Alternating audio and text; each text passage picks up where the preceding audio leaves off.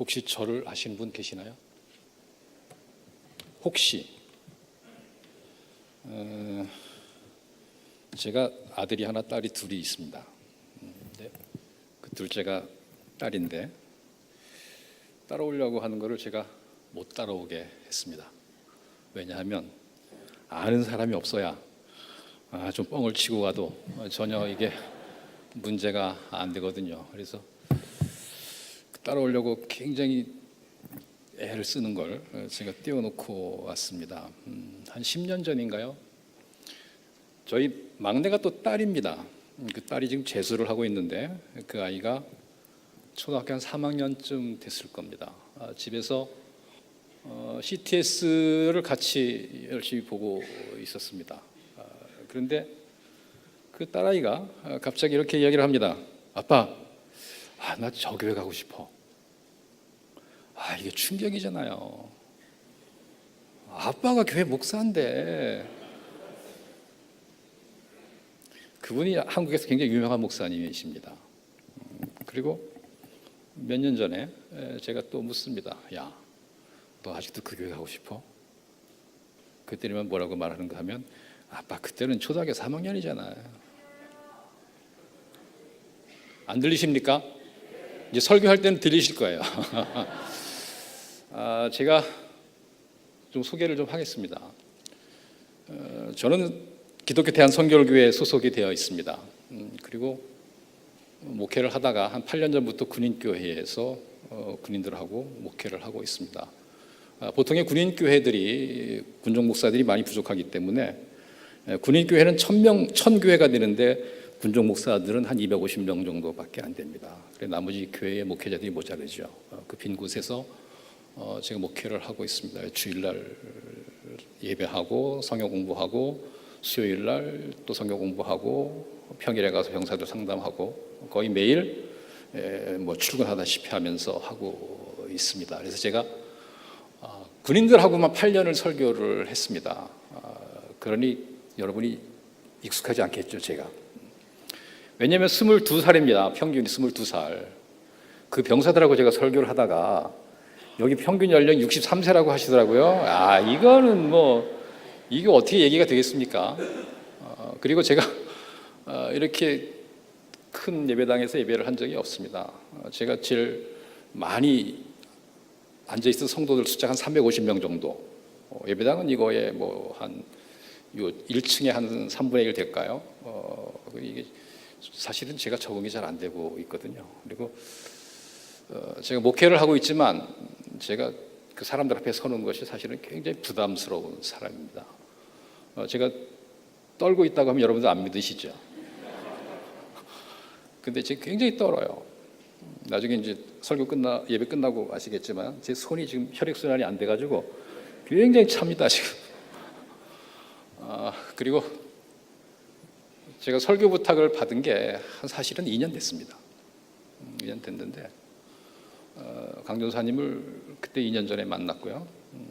설교 좀 해주셨으면 좋겠습니다. 제가 거절을 했습니다. 제가 설교할 상황이 아직 아닌 것 같습니다. 지금 이거 잘 들으셔야 돼요. 이게 나중에 또 나오거든요. 그리고 이제 4월인가 돼서 400회 마당기도 400회인가요?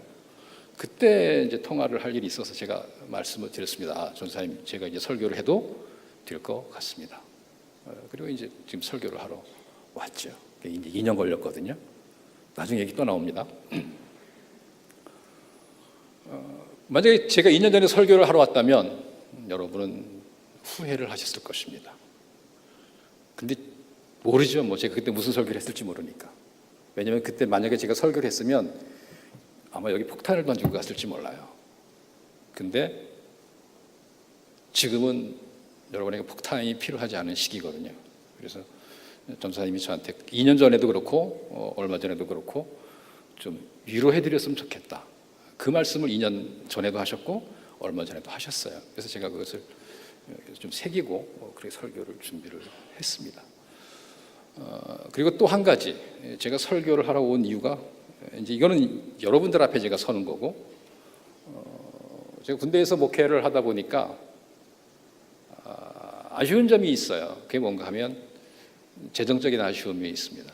그리고 또 하나는 저는 병사들에게 문화 행사를 굉장히 자주 열어주고 싶어서 그 CCM 이런 거 말고요. 우리가 클래식이라고 하는 그 있죠. 그래서 1년에 한 2번 정도를 제가 그걸 부대에서 꼭 합니다. 근데 그게 그 재능을 가진 그 인력도 사실은 제가 알아보기가 힘들고, 그다음에 이제 병사들에게 줄 간식도 부족하고, 그래서 만약 여기 음악을 하시는 분이 계시면 나중에라도 설교 듣고 갚으신다는 생각을 가지시고 한번 좀 와주셨으면 좋겠습니다. 그리고 또 하나는, 이거는 제가 이야기하기 굉장히 어려워서 마지막까지 할까 말까 고민을 많이 했습니다. 제가 있는 곳이 원주입니다. 원주는 시골이거든요. 제가 몇 년 전부터 이제 그 기도하는 제목 가운데 하나가 이 목사님들하고 공부를 한번 했으면 좋겠다.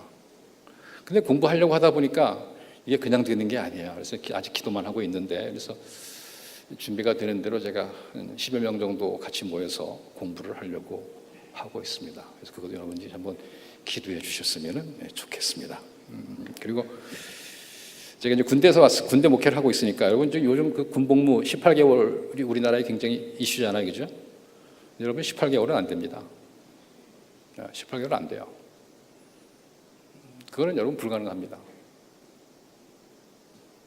젊은이들이 있는지 모르겠는데, 여러분 18개월을 하려면 전제가 2가지가 이루어져야 돼요. 전제가 하나는 휴가를 줄여야 합니다. 휴가. 제가 8년 지금 경험하잖아요, 그죠? 8년 경험하는데 상병 고참 되잖아요. 그러면 18개월에 반대를 해요. 상병 고참부터. 병장은 거의 반대합니다. 이게 집중이 안 되는 거예요, 군대 생활에. 이 휴가가 사실은 굉장히 많거든요. 집에서는 휴가가 얼마 안 된다고 생각할지 모르지만 굉장히 깁니다, 휴가가. 그리고 또 하나, 18개월이 되려면 군에 온 병사들이 죽기 살기로 복무를 하겠다라고 하는 다짐을 가지고 오면 18개월 가능합니다. 근데 지금 그렇게 복무 안 해요. 제가 보잖아요.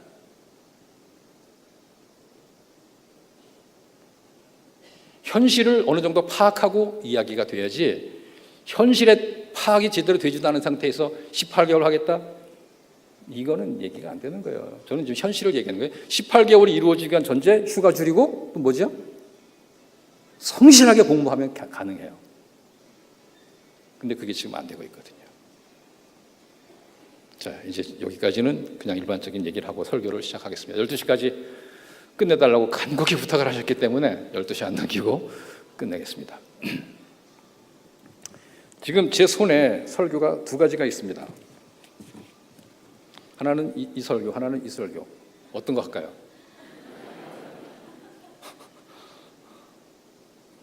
곤란하시죠? 이게 뭔지 모르니까. 이게 서울 식탁입니다. 이게 시골 밥상입니다. 제목이 2개 다 해야죠. 자, 이 요한복음 2장은 우리가 굉장히 잘 알고 있는 내용입니다. 모르시는 분 안 계시죠? 그런데 어떤 경우에는 잘 알고 있다고 하는 것이 오히려 함정일 수가 있습니다. 배신은 잘 아는 사람에게 당하지 모르는 사람에게 당하지를 않습니다. 제가 바라는 것은 오늘 여러분들에게 배신이 경험됐으면 좋겠어요. 제가 바라는 것은. 어떤 분이 이렇게 이야기합니다. 굳이 목회자들이 존재할 필요가 있겠느냐? 평신도들이 성경 읽고 해석하고, 물론 좋습니다. 그러나 목회자의 기능은 설교하는 것에만 있지를 않습니다. 단 저는 오늘 여러분 앞에 설교자로 서 있을 뿐입니다. 자, 이렇게 이야기합니다. 요한복음 2장 간단히 정리를 하면 잔치집이 있었고 제자들이 참석을 했고 예수님이 함께 가셨습니다. 그리고 마리아가 있었고 잔치 중에 포도주가 떨어졌고 예수님이 물로 포도주를 만드셨고 그 포도주를 여러 사람이 맛보고 경험하게 됩니다. 그리고 결론이 어떻게 납니까? 영광을 나타내심에 제자들이 믿으니라. 이렇게 결론이 납니다. 어떤 분은 이렇게 이야기합니다. 교회에는 많은 신자가 있다. 많은 신자가 있는데 제발 제발 예수님 말씀에 순종하는 하인 같은 제자가 되어라. 그걸 이야기를 해요. 그런데 여러분, 오늘 본문은 교회에 대한 이야기가 아니에요. 이 본문은 교회가 생기기 이전의 말씀입니다. 아직 교회는 등장도 안 했어요. 그런데 어떻게 이 본문을 가지고 교회를 이야기합니까? 어떤 분은 이렇게 말씀을 하십니다. 예수님이 왜 오셨을까요? 여러분, 성경을 보시면 예수님이 오신 이유는 간단합니다. 예수님은 우리가 지금 가지고 있는 것보다 더 좋은 것을 주시기 위해서 우리를 찾아오셨습니다 라고 말씀을 하십니다. 맞죠? 그러나 여러분, 예수님이 더 좋은 것을 주시기 오셨습니까? 아니죠. 예수님은 우리에게 구원을 주시기 위해서 오셨습니다. 어떻게 구원과 더 좋은 것을 비교할 수 있겠습니까? 그러면 우리가 하나님을 믿는 이유가 이전에 소유했던 것보다 지금 더 좋은 것을 소유하기 위함이라는 해석인데, 저는 거기에 동의할 수가 없습니다. 어떤 분은 또 이렇게 말씀하십니다. 여러분, 예수님의 은혜는, 하나님이 우리에게 베풀어 주시는 은혜는 우리가 말씀에 순종할 때 일어납니다. 여러분, 순종해서 하나님의 은혜를 경험하시기 바랍니다. 이렇게 말씀하시는 분이 있어요. 여러분, 이건 그게 아니지 않습니까?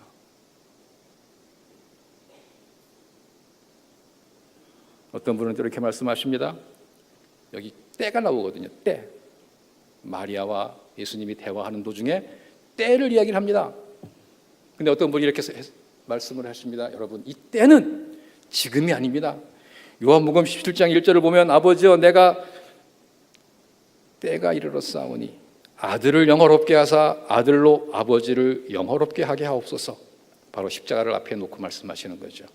이 때를 지금이 아닌 예수님의 십자가 때라고 말씀을 하시는 분도 있습니다.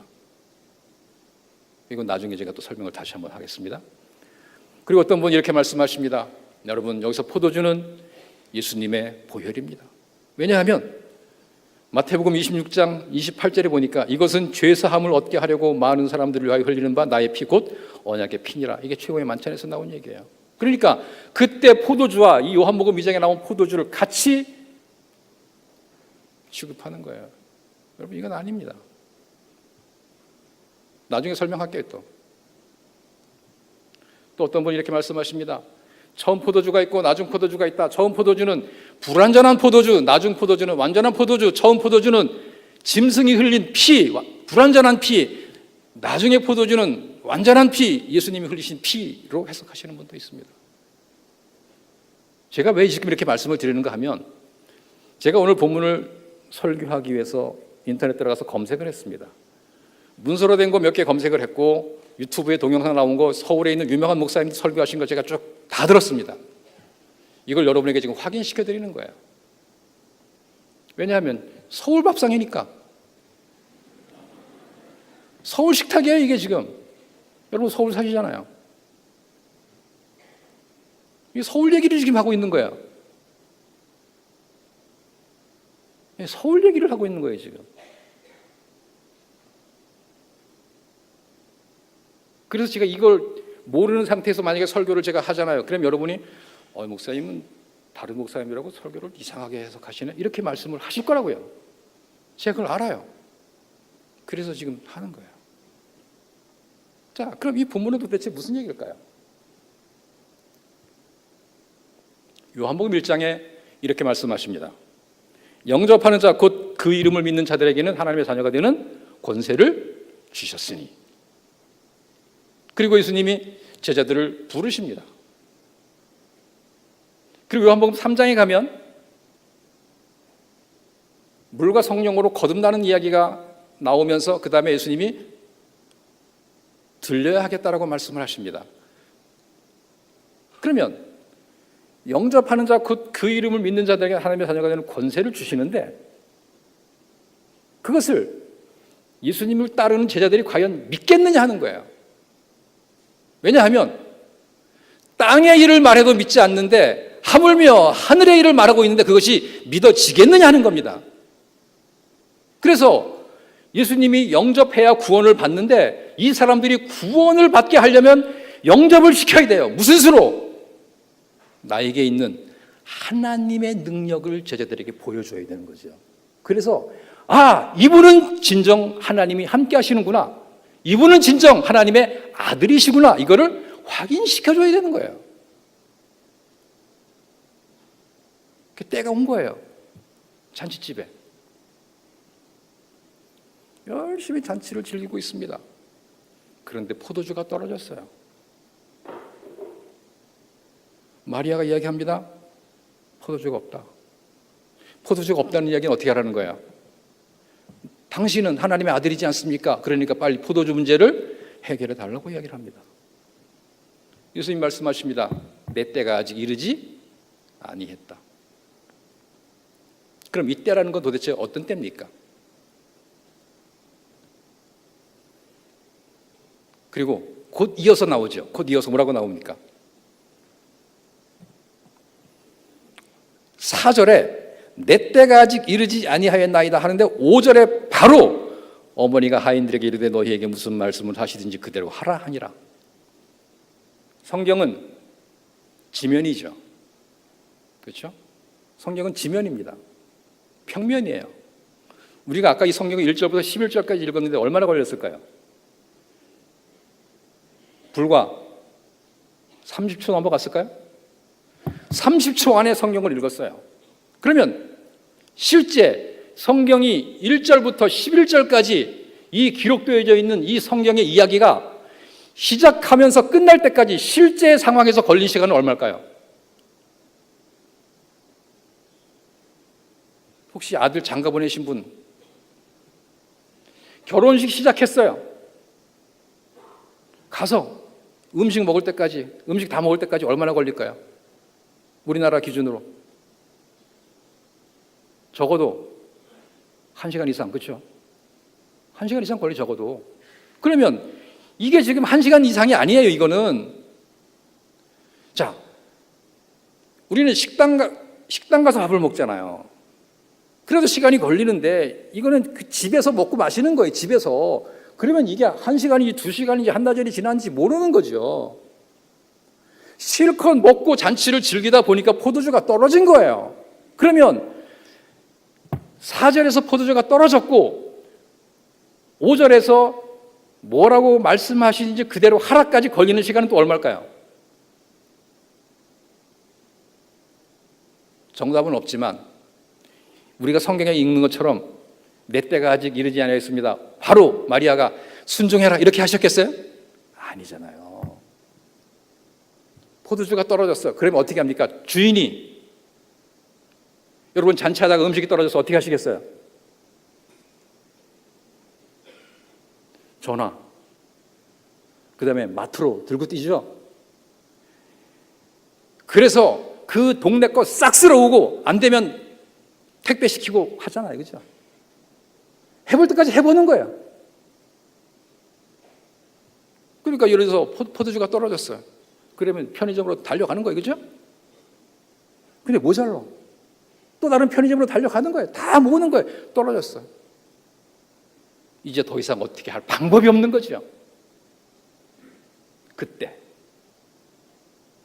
더 이상 우리가 어떻게 할 방법이 없을 때, 내가 더 이상 방법을 찾을 수 없을 때, 이때는 누가 시키든지 그대로 할 수밖에 없는 거죠. 집 주인, 연회장, 하인들이 포도주를 구하기 위해서 온 동네를 다 뒤지고 다녔을 거예요. 우리말로 하면 큰 집, 작은 집, 사돈의 팔촌까지 다 동원할 거 아니에요. 이제 더 이상 동원할 데가 없어요. 잔치는 안 끝났어요. 그래 방법이 없잖아요. 예수님께서 시키는 대로 할 수밖에? 그때가 그때예요.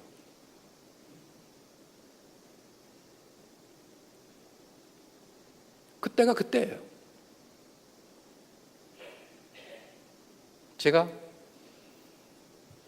이 갱신공동체 설교를, 주일 설교를 그 2년 가까이 계속 듣습니다.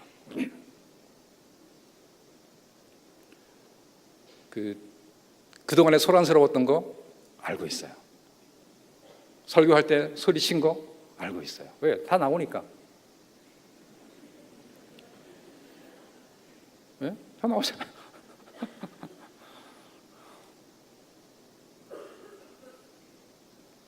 하나님이 일하실 때가 언제겠습니까? 내가 더 이상 방법을 찾지 못할 때예요. 그런데 그 더 이상 방법을 찾지 못할 때가 주인만이 아닌 그 안에 있는 모든 사람이 방법을 찾지 못하고 있어요. 이게 공동체예요.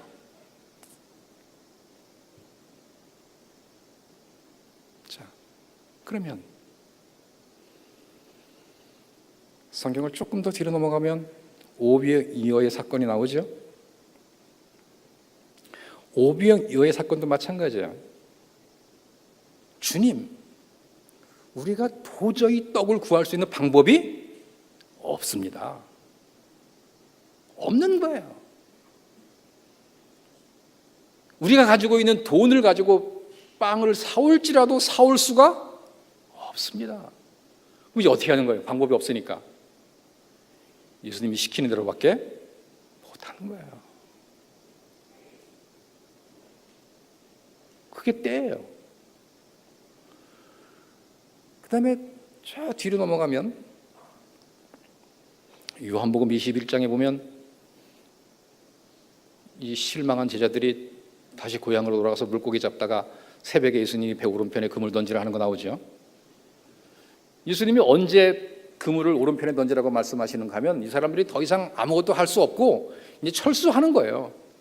철수할 때 찾아오셔서 던지라고 하니까 던지는 거지, 이 사람들이 뭔가 해볼 수 있을 때 예수님이 찾아오셔서 던지라고 하면 안 던졌을 거예요. 내가 조금 더 해보겠습니다 이렇게 했을 거예요. 저도 살아보니까 그래요. 제가 뭐 해보겠다고 참 생각 많이 했거든요. 근데 안 돼요. 근데 할 수 없다. 하나님은 도대체 뭘 원하실까? 라고 마음을 비울 때 오히려 더 편해지고 거기에 하나님의 은혜가 있습니다. 그때, 여러분은 언제 그때를 한번 경험하셨습니까? 시골 밥상도 괜찮지, 그죠? 그러면 예수님이 왜 물로 포도주를 만드는 기적을 굳이 행하실 필요가 있었을까? 그게 바로 사람들이 안 믿으니까. 안 믿으니까 그런 거예요. 안 믿으시잖아요. 교회를 다니다 교회를 떠나시는 분의 대부분이 왜 그래요? 하나님의 은혜를 경험하지 못하니까 떠나는 거 아니에요?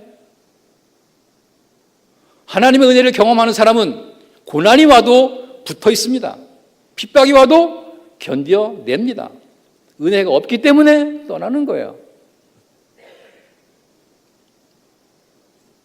하나님은 우리에게 은혜를 주셔요. 필요하면 주셔요. 그래서 물로 포도주를 만드시는 거예요. 제가 여러분의 신앙 상태를 다는 모릅니다. 그러나 제가 1989년부터 목회를 했으니까 적지 않겠죠? 성도들의 상태 너무나 잘 알고 있습니다.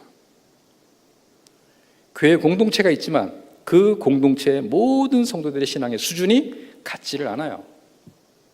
자, 성경을 한번 볼까요? 제가 아까 몇 가지 예를 들어드렸습니다. 물로 포도주를 만드는 사건을 이야기하고 오병이어의 사건을 이야기했습니다. 그리고 배 오른편에 그물을 던지라라는 말씀을 드렸습니다. 그런데 성경은 여기서 끝나는 것이 아니고 이 제자들이 마가의 다락방에서 성령을 경험하는 데까지 나아갑니다. 근데 이 내용들을 보면 똑같은 내용이 아니고 점점 새로운 것이 추가가 됩니다. 물로 포도주를 만드는, 물이 포도주로 변하는 이 사건은 내 외부에서 일어나는 사건이에요. 그런데 마가의 다락방에서 기도하다가 성령을 받는 이 사건은 하나님의 역사가 내 안에서 일어나는 사건이에요. 하나님의 기적이 밖에서부터 보여지기 시작을 해서 하나님의 은혜가 내 속으로 들어오는 그 자리까지 예수님은 제자들을 계속 끌고 가신다는 거예요. 여러분은 어디까지 오셨습니까?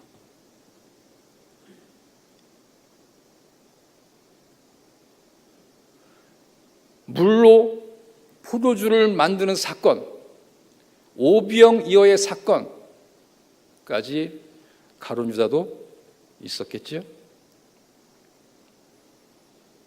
그런데 뒤에 가서 가룟 유다는 등장하지를 않습니다. 자, 다시 제 이야기를 반복을 합니다. 성경은 과거에 기록된 것입니다. 우리는 이 성경을 지금 보고 있습니다. 그러나 성경이 쓰여졌을 당시는 현재지요. 요한복음 2장은 현재예요. 성경으로 돌아가면. 그리고 나머지는 다 미래지요. 근데 우리는 그것을 과거로 보고 있는 거죠. 이 공식을 우리의 신앙으로 옮기면 요한복음 2장에서 벌어지는 물이 포도주로 변하는 사건이 현재예요. 현재. 그러면 그 뒤로 일어나는 모든 사건은 2020년 미래입니다. 2030년 미래입니다. 그러면 그 미래에 일어나는 일들을 우리가 다 경험을 해야 되는데 그 경험을 여러분이 하셨냐는 거예요. 성경이 과거에 기록된 것이고 이 과거의 것을 우리가 처음부터 끝까지 2시간이면, 예를 들어서 요한복음을 2시간이면 우리가 정리했다고 가정을 하면 2시간에 요한복음을 정리했다고 해서 요한복음에 기록된 모든 내용을 내가 경험한 것은 아니잖아요. 구구단을 외웁니다. 제가 구구단을 몇 살에 외웠을까요? 제가 지금 62년생인데 여러분은 구구단 몇 살에 외우셨어요? 저 구구단 9살에 외웠습니다. 그때 9살에 구구단 외우는 사람 없었어요. 지금은 뭐 애들 일찍 외우죠. 자, 2단 외웁니다. 제가 다 외웠어요. 근데 강전도사님이 제가 구구단 외우는 걸 옆에서 보시는 거예요. 제가 이제 9살, 강전도사님은 한 5살이라고 가정을 합니다. 9살이 구구단을 외우니까 강전도사님이 귀로 들었을 거 아니에요. 그렇죠? 아, 저게 구구단이구나. 그러면 강전도사님이 제가 구구단 외운 거 들었다고 외울 수 있습니까? 없습니까? 어때요? 못 외우죠. 이건 불가능한 거예요. 뭐 한 5천만 분에 1명 정도 나오겠죠? 불가능한 거예요. 자, 그러면 그걸 더 들어가 봅시다. 제가 2단을 외웠어요. 그러면 3단을 외울 때 2단 외웠다고 바로 외워집니까? 어때요? 제가 2단을 외웠지만 3단은 아직 미래로 남아있는 거죠. 이건 제가 풀어야 될 숙제예요. 3단을 외우기 위해서 아침부터 엄마한테 야단 맞으면서 외우는 거예요. 어떨 땐 너 그거 외우면 뭐 줄게 하면서 또 엄마들이 시키잖아요. 3단 외웠어요. 그럼 3단 외운 건 현재지요. 그럼 2단은 뭐가 됐어요? 과거가 됐죠? 그럼 4단은 뭐예요? 아직도? 미래지요? 이걸 또 경험해야 되는 거예요. 그래서 과거, 현재, 미래가 존재하는 거예요. 계속. 처음에는 현재로 시작을 했지만 이 현재가 지나간 과거가 되는데 이 과거를 우리가 해결하지 못하면 미래로 나아갈 수 있어요? 없어요? 없잖아요.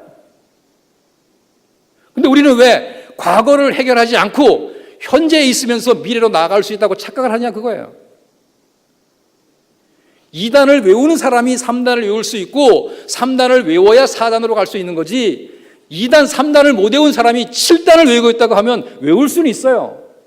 시간이 더 많이 걸리고 그걸 한 다음에 다시 얼른 돌아와야 돼요. 처음으로 또 돌아와야 되잖아요. 이 짓을 왜 합니까? 왜? 2단, 3단, 4단, 5단, 6단, 7단, 8단까지 해서 그럼 9단은 여기 외운 거에다가 뭐가 들어가는 거예요? 구구만 들어가면 되잖아요. 아닙니까? 아닙니까? 맞죠? 근데 우리는 그걸 거꾸로 하지 않나요? 9단부터 외우는 거예요. 9일은 9. 왜 그걸 하냐는 거예요.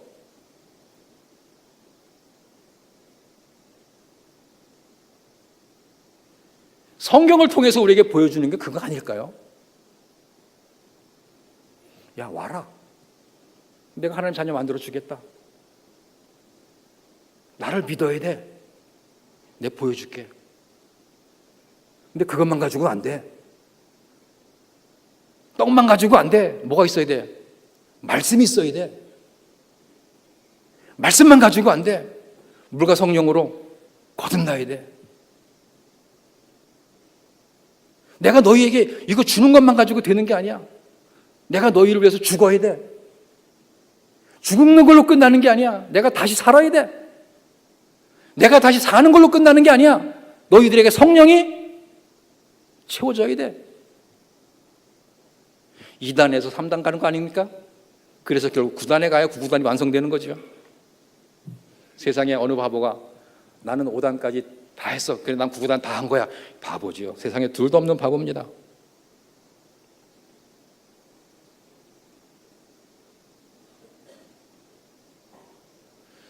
시골 밥상은 이렇게 투박해요. 부드럽지 못하고. 여러분 어떻습니까?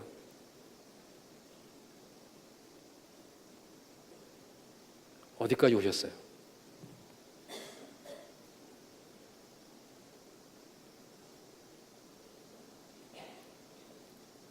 성경을 과거의 사건으로 읽었다고 그 과거의 사건이 현재 내 신앙이 되는 게 아닙니다.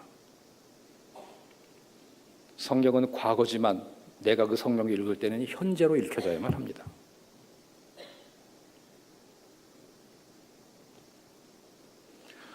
이제 한 10분 남았습니다.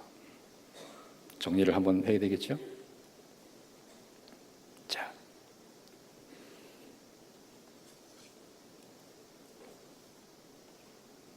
서울 식탁 화려합니다. 그죠? 얼마나 화려합니까? 제가 페이스북에서 봤는데 어떤 목사님이 칠순잔치인가요? 해서 뭐 한 끼 그 1인당 식사 비용이 92,000원인가? 원주에는 9만 원짜리 있지도 않아요. 그 얼마나 화려한지 좀 보고 싶어요. 저는 곤드레밥을 굉장히 좋아합니다. 혹시 원주에 오실 일 있으면 연락하세요. 대한민국 최고의 곤드레밥을 제가 대접하겠습니다. 8,000원. 서울 식탁. 여러분은 가공된 완제품을 구입합니다. 그렇죠? 시골 밥상은 완제품이 없어요. 직접 생산합니다. 심을 때부터 재배, 마지막 요리 과정까지 그 집 주인이 다 알고 있어요. 서울 식탁, 완성된 품을 돈을 주고 사올 수도 있습니다. 시골 밥상 절대로 돈 주고 살 수가 없습니다.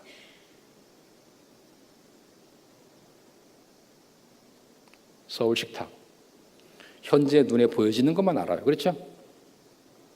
눈에 보여지는 것만 알잖아요. 그러니까 원산지 속이잖아요. 시골 밥상 몇 월 며칠 날 심었고, 그렇죠? 몇 월 며칠 가서 풀 뽑았고, 몇 월 며칠 날 가서 비료줬고, 다 알아요. 옥수수 어제 땄고, 다 알잖아요, 그죠? 고구마 아직 못 캤고, 다 알아요. 여러분의 신앙은 어떻습니까?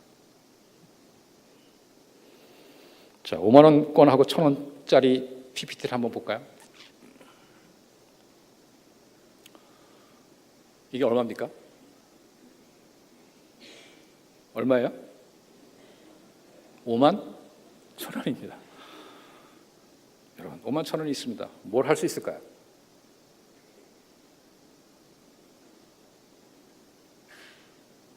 (5만 1,000원으로) 뭘 할 수 있을까요? 애들 피자 2번 사줄 수 있을까요?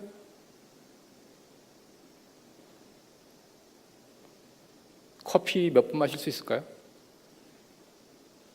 카페 한 2번 갈 수 있을까요? 친구들하고? 돈으로 이런 것들을 할 수 있습니다. 근데 돈으로 우리가 모든 걸 해결하려고 하잖아요. 그죠?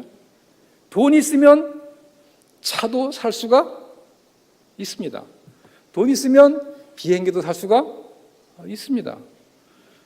지금 제가 한 말이 맞습니까? 틀립니까?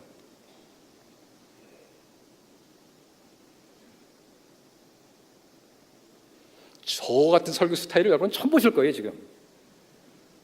시골이니까. 제가 한 이야기가 맞습니까? 틀립니까? 맞습니까? 틀립니까? 틀립니다. 처음에 얼마로 시작했죠? 얼마로 시작했습니까? 5만 1,000원. 그러면 지금 제가 하는 이야기는 얼마 선에서 이야기가 돼야 돼요? 5만 1,000원 안에서 이루어지는 걸 얘기를 해야 돼요. 근데 그걸 뛰어넘었어요. 근데 여러분 전혀 눈치를, 이게 서울 식탁이에요. 이게 서울 식탁이에요. 그러니까 시골 사람들은 적어주잖아요. 저것밖에 못하는 거예요. 제가 5만 1,000원으로 시작했잖아요. 근데 5만 1,000원이 나중에 뭘로 바뀌었어요? 돈이라는 단어로 슬쩍 바뀌었죠. 눈치를 못 채신 거예요. 제가 그거에 대해서 이야기했지 돈에 대해 이야기한 게 아니잖아요. 시간이 또 얼마 안 남았네요. 요한복음 20장 29절이 있습니다. 다 같이 한번 읽어보겠습니다. 같이 읽겠습니다. 예수께서 이르시되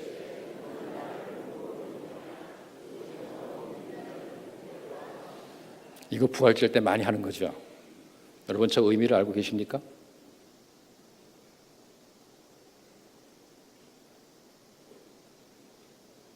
저게 예수님의 부활은 보지 않고도 믿어야 된다는 것입니까? 아니면 예수님의 부활은 볼 수는 없지만 내가 믿게 해주겠다는 말씀입니까?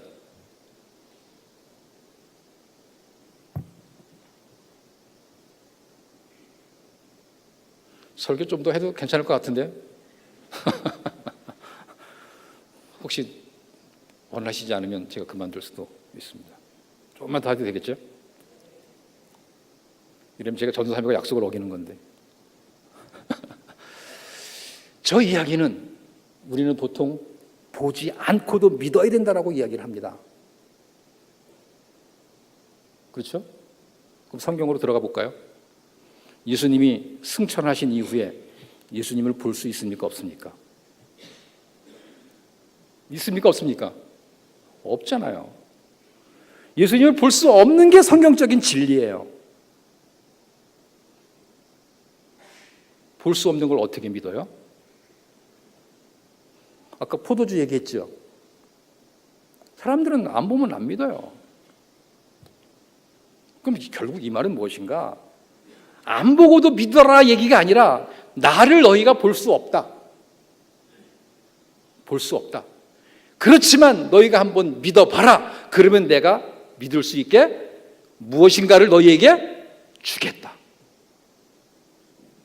그래야 이게 확실해지잖아요. 그러면 성경으로 돌아가면 예수님의 부활은 안 보고도 믿는 게 아니라 안 보고 믿으려고 믿음을 가질 때 예수님이 부활하신 예수님을 믿을 수 있도록 우리에게 은혜를 주시는 거죠. 그 은혜를 받았냐는 거예요.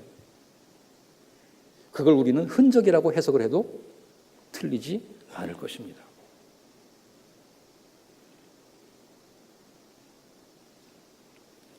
베드로후서 1장 3절부터 11절입니다.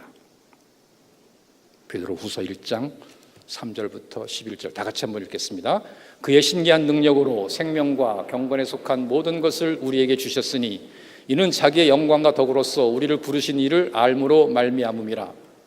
이로써 그 보배롭고 지극히 큰 약속을 우리에게 주사 이 약속으로 말미암아 너희가 정욕과 세상에서 썩어질 것을 피하여 신성한 선품에 참여하는 자가 되게 하려 하셨느니라. 그러므로 너희가 더욱 힘써 너희 믿음의 덕을, 덕의 지식을, 지식의 절제를, 절제의 인내를, 인내의 경건을, 경건의 형제 우애를, 형제 우애의 사랑을 더하라. 이런 것이 너희에게 있어 흡족한즉 너희로 우리 주 예수 그리스도를 알기에 게으르지 않고 열매 없는 자가 되지 않게 하려니와 이런 것이 없는 자는 맹인이라 멀리 보지 못하고 그의 옛 죄가 깨끗하게 된 것을 잊었느니라. 그러므로 형제들아 더욱 힘써 너희 부르심과 택하심을 굳게 하라. 너희가 이것을 행한즉 언제든지 실족하지 아니하리라. 이같이 하면 우리 주 곧 구주 예수 그리스도의 영원한 나라에 들어감을 넉넉히 너희에게 주시리라. 믿음의 덕의 지식을, 지식의 절제를, 절제의 인내를, 인내의 경건을, 경건의 형제 우애를, 형제 우애의 사랑을 공급하라. 여러분 점진적이지 않습니까?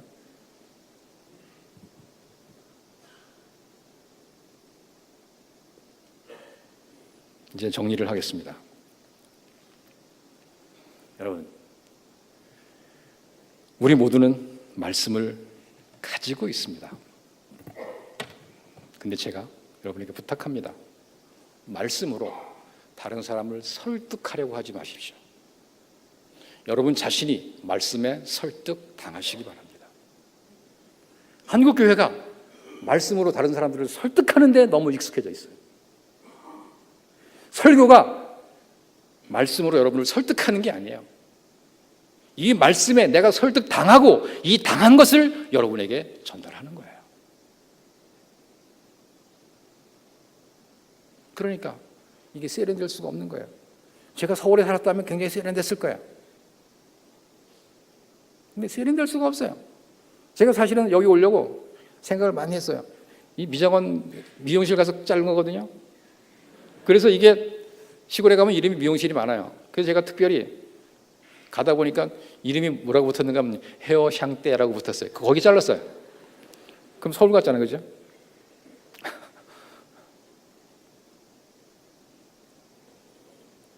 서울 오는 핑계김에 집사람한테 졸라서 양복을 한번 해볼까?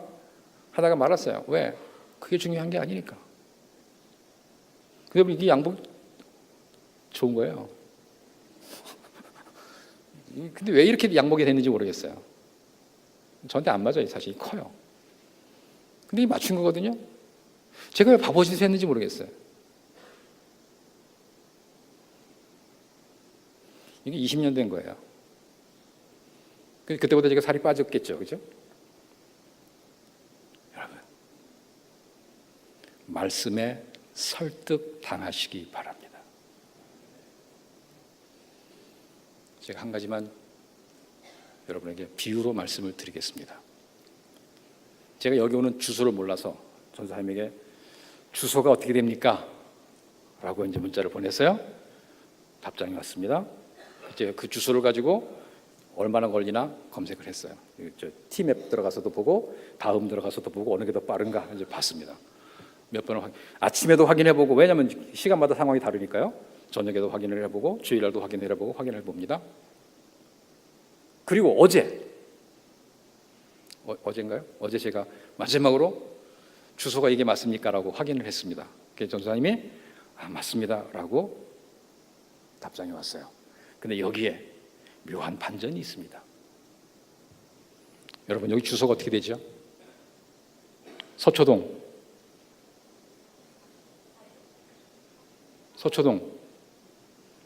1310-165로 나옵니다. 근데 전사님이 저에게 어떻게 보내주셨는지 아시나요? 모르셔요. 지금 아직도 모르죠. 제가 이게 좀 여러분에게 충격을 주려고 이제 1541-1번지로 저에게 문자가 왔습니다. 여기는 어딘지 아세요? 여러분은 지금 기적을 경험하고 계신 거예요. 아닌가요? 맞죠? 만약에 제가 어제 그 확인을 안 했으면 전 어디가 있을까요? 나쁘신 분. 이게 사람이에요. 그러니까 내가 당연히 옳다라고 생각을 하고 있는데 그게 틀린 것들이 많더라는 거죠. 그렇죠?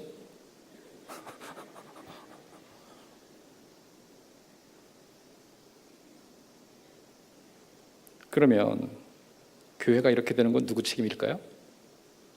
다 책임이에요. 다 책임. 다 책임. 저는 목사이기 때문에 신자들 얘기 잘 안 해요.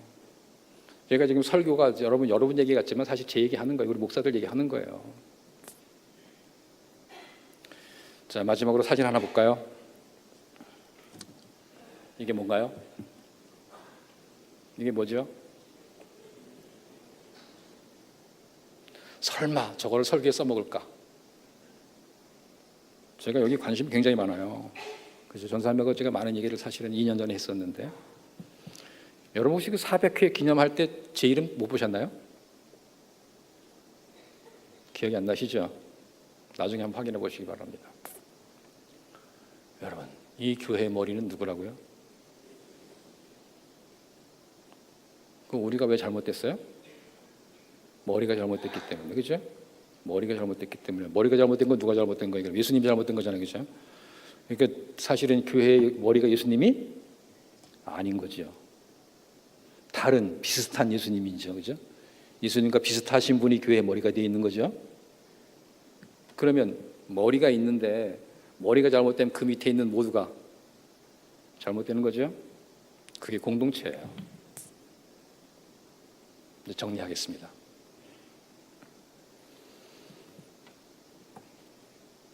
여러분, 신앙생활 너무 세련되게 할 필요 없어요. 순박하게 하시기 바랍니다. 괜히 좋은 거 많이 먹으려고 애쓸 필요 없어요. 우리가 영양 부족이 아니에요. 영양 편중입니다. 사실은 부족이 아니라 편중이죠. 다시 여러분에게 제가 간곡히 부탁을 드립니다. 성경을 과거의 사건으로 보지 말고 성경을 읽을 때는 이 성경을 여러분이 현재로 보시길 바랍니다. 그리고 그 현재의 성경이 나에게 경험되어졌느냐 하는 겁니다.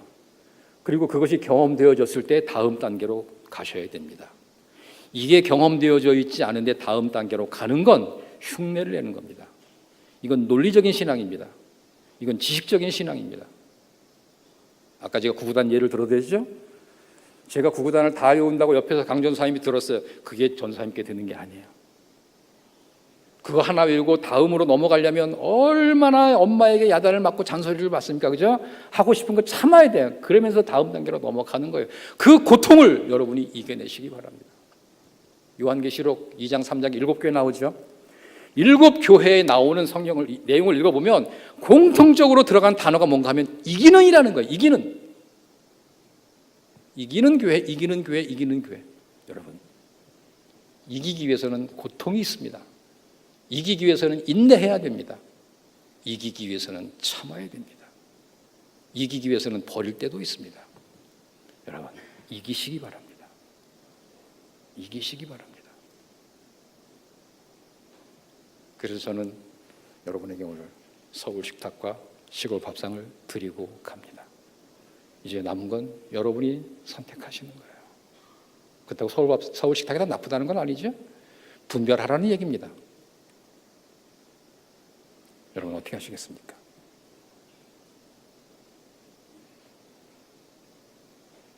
어떻게 하시겠어요? 섞여서 가시겠습니까? 아니면 그 섞인 무리 중에 여러분의 신앙을 확립하시겠습니까? 여러분의 신앙을 확립하시는 게 지혜로운 성도입니다. 그리고 그 확립된 것을 가지고 공동체가 함께 나아가야 되겠죠. 오늘 더 많은 이야기는 할 수는 없고 여기에서 정리를 하겠습니다. 기도하겠습니다. 하나님은 우리를 사랑하십니다. 그러기에 하나님을 우리에게 경험시켜 주십니다. 그 경험은 점점 깊어져야 되고 그 경험은 충만해져야 됩니다. 하나님, 우리 모두가 현재에 머무르는 신앙이 아니라 현재가 과거로, 그리고 다시 현재와 과거로, 그리고 다시 반복되어지는 또 다른 경험을 날마다 이어가는 아름다운 공동체 되게 하여 주시옵소서. 귀하신 예수님 이름으로 기도하옵나이다. 아멘.